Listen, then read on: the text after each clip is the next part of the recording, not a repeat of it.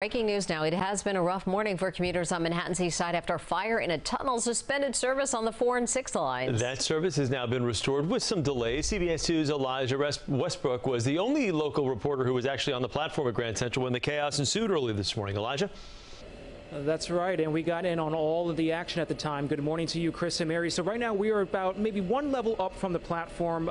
This is just for, of course, just to get out of people's ways now that the trains are operating at essentially full capacity at this point with some residual delays here. But it was certainly a different story earlier, just around 4:30. Go ahead and take a look. You're looking at actually footage from an earlier live shot we did around 4:30, just amid the thick of it all. Dozens of firefighters and MTA crews could be seen walking down the platform and even through the southbound tunnel between this stop and 33rd Street. Again, this was because of debris on the tracks that caused smoke to halt service between 86th Street and Wall Street. So that's a pretty big chunk of the Lexington Avenue line here, but that service has since been restored, I would say, as of about 5:30 this morning.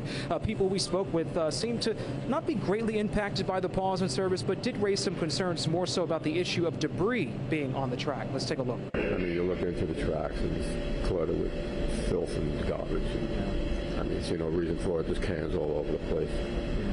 And, you know, stuff like that's going to create a problem. It doesn't affect my ridership. Yeah. It's just, you know, it's in God's hands, so just take it from there.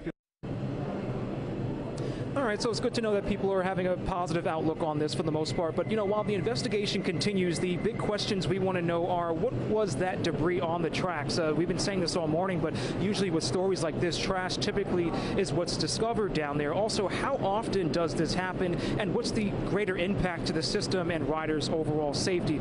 Again, these are questions that we are looking into at this hour, and you could probably hear it just through my microphone at this hour, but service has been restored just with some residual delays. We know that some 4 and 6 trains are running local northbound between 14th Street Union Square and 42nd Street Grand Central, which is where we are live at this hour. And that is the very latest. I'm Elijah Westbrook, CBS News, New York.